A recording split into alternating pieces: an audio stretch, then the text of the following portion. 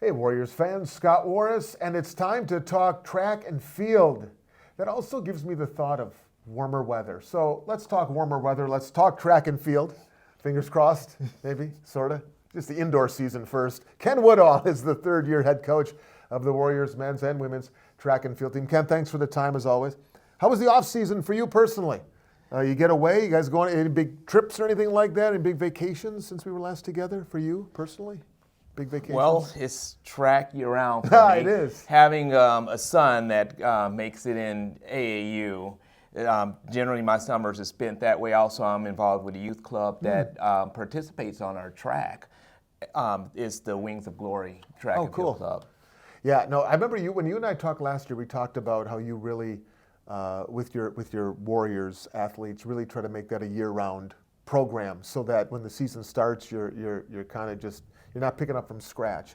Can you, let's go back and just talk a little bit about that and why a year-round program is so important for track and field athletes, in your opinion.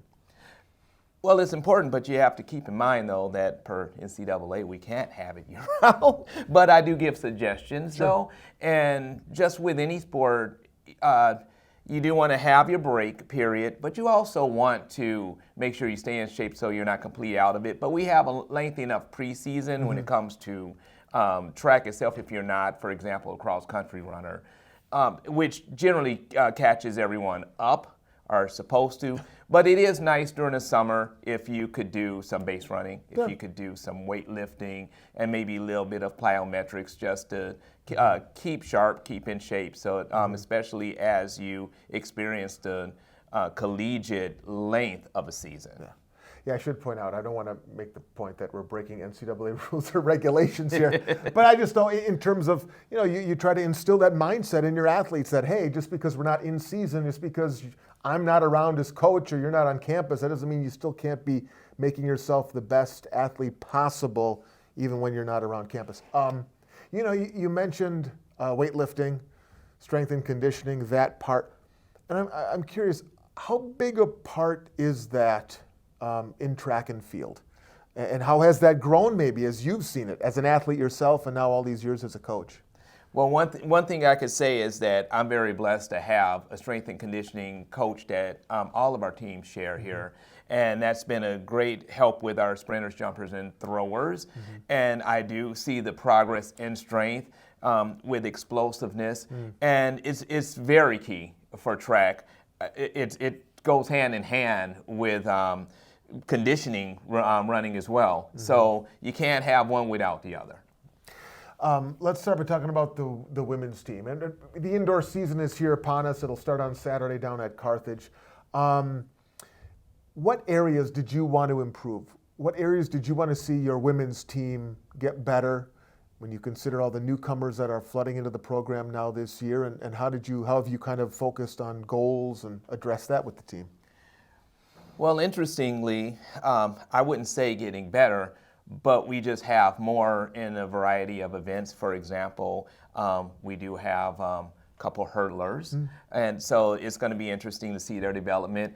We've always had a plethora of jumpers, particularly high jumpers, as well as good long jumpers. And this year we have two vaulters, a male and a female. And so it's nice to kind of cover those field areas. And I don't want to forget about our throws because we have a couple of young women who work very hard over the off season. One is a freshman, to make sure that they're kind of on top of the heap in our conference for throws. And so I'm looking forward to Saturday to seeing how all of that's coming to play. Not to mention, of course, our regular running events, but yeah, I think we're going to be pretty strong in the field this year. What gives you the most reward as a coach? As you're talking about maybe some newcomers coming in and making a splash early in their first foray into college, track and field or field events specifically. Like, what are the moments on a Saturday or a weekend that, as a coach, you really treasure? That's a multi-answer one, but I'm going to try to give you the straight and narrow one here. And that's that just seeing them getting rewarded for the work they put in. Mm-hmm. It is a big time commitment, unlike other sports where you have a game that lasts a couple hours or your training is limited to maybe an hour or a couple days a week. We are every single day. Not to say that other sports aren't every single day, but then our meets are 6 to 8 hours long. And it's just a lot of work that you put in depending on what event you do. So just seeing that moment where they have the opportunity to kind of improve. And it's not like you could have a bad game and hit a winning shot. You're out there trying to get a personal record, or a personal best rather. And sometimes that doesn't happen, and they could feel like, yeah, well, what am I training for? So it's always a challenge that way. But then when you see how overall, instead of looking at just the personal best, just look at the time or distance range that they're accomplishing and see how they've improved over a series of times or distances that have improved significantly as a range, that's where it becomes rewarding. And that's where I want to stress to the athletes that there's your goal right there. Yeah, yeah. Which I suppose makes it even more important for you to understand how each one of your athletes is wired. And I've talked in the past with other coaches and other athletes about the psychological element of it, and you kind of alluded to it right there. I suppose that's all about getting to know your young men and women on your team, right? Which buttons can I press to get the most out of them in the right situation? That is true, and which isn't easy, I bet. Keep them motivated, Yeah. keeping them believing. And again, we're different. I would say the only sport that's similar to us is swimming, because or maybe gymnastics, where you have to do the best that you can. You're maxing out your ability every time you go out there. And again, sometimes you may be a second off or a few inches off of a jump or a couple meters off of a throw, but yet you have to have that mindset to keep pushing through it, and that's what makes the sport tough. But I admire the grit that every athlete brings to the table to want to do that and be able to say, okay, I'll put this one aside and I'm looking forward to next week. You alluded to some of the newcomers and some of the influx of the freshmen on the women's side of things. Any area, when you think about the men's track or field areas, that you think could surprise, or something that you're really personally excited to seeing? Okay, when the rubber meets the road, let's see how they perform. I think we're going to have a strong 400 All right, warrior. You heard it here first, folks. You heard it here first. And I'm not, downplaying in any other areas, but yeah, not only with just a couple of new runners, but there's a potential with everyone. And again, we have some athletes who are coming over here from football, for example, who are bringing to the table, hurdling, throws, and whatnot. So the men's team has grown immensely since the past couple of years I've been here, and I'm just very stoked to see, everyone, and not just the men's team, but just to see how this is going to play out, not just this weekend, but within the next few weeks. Do you have a lot of crossover athletes, either for the men or the women's side of things? I would say mostly on the men with football. Okay. What's the advantage of that? I'm curious. Whenever I talk to a coach who has a two-sport or multi-sport athletes playing on their team, as it were, I'm always curious to find out how you view that, and what do you think gives them an advantage, maybe because they're doing that in the fall and now they join you here in the spring? I wonder if you should ask the football coach. Personally, football goes hand in hand, in my opinion, because I've experienced that in high school too. Sure. Of course, my football career wasn't very long, but anyhow, so there is an element of running, and it's an easier season to cross over, and that fast twitch explosiveness deal can carry over. Now, of course, I know with football, this is why I said you should ask the coach, because there's an element of lifting that they have to do that's a lot more than us. But still, I've talked to the football coach before. He's very, accepting and supportive of athletes who do come over the track. That's awesome. As I said, this season, the indoor season, obviously we're talking here in January, starts on Saturday at Carthage at the Firebird First Invitational. just I guess generally speaking, what type of goals do you set out already for the first meet on Saturday? What type of goals have you and the athletes talked about, or will you talk about? Pretty much just getting your feet wet. Yeah. Because no one really is doing any more than 2 events, and I kind of limit that on purpose, just so that, because we do have a great amount of freshmen or those even that are just new to racing collegiately. So I just want them to get their feet wet, feel the atmosphere. Definitely I tell them to go out and perform the best that you can, and just kind of set that stake. And then once you have that, you know what you want to beat or you know what you want to surpass. Yeah, for sure.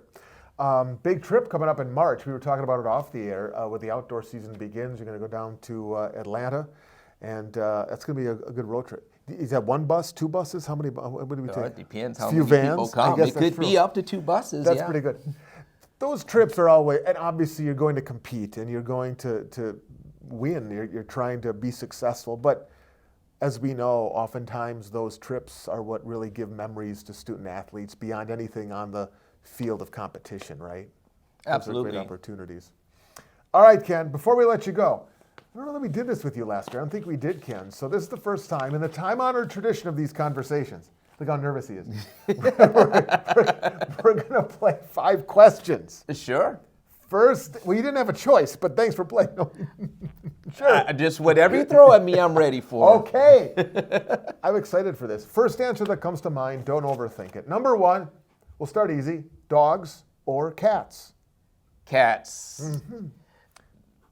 So, yes, I just came from a dog family, and I'm the only one who liked cats in my family. But I like dogs, too. Okay, fair enough. Cats are cool. Number 2, what was your dream job growing up as a kid? Was there something you wanted to, maybe you're doing it, or was there something else you wanted to be or do or something like that?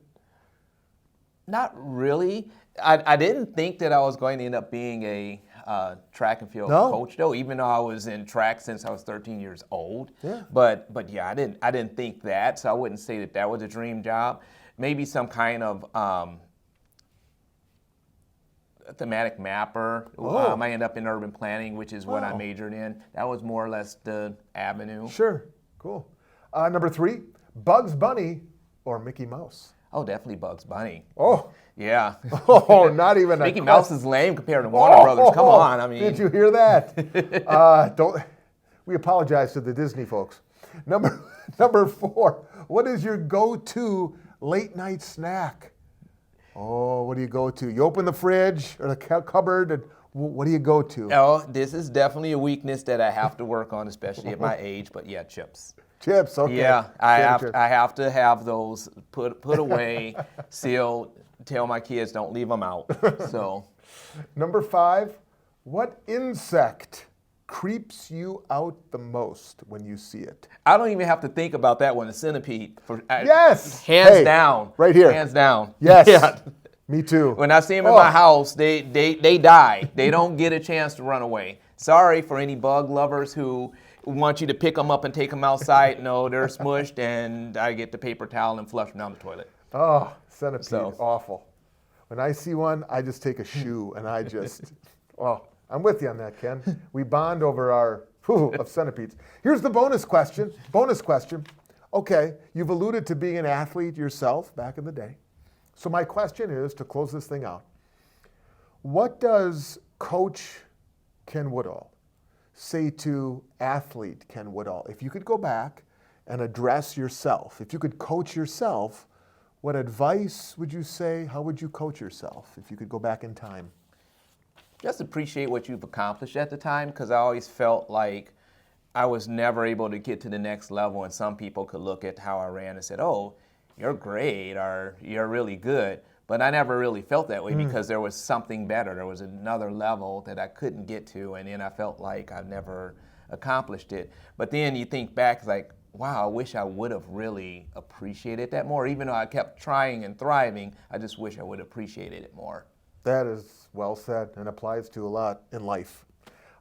Indoor season for Warriors Track and Field kicks off Saturday at Carthage, and WLCsports.com. You can see and follow along. And Ken Woodall begins his 3rd season. Ken, Coach, appreciate it. Thank you. Appreciate the time. Thanks for watching, everybody.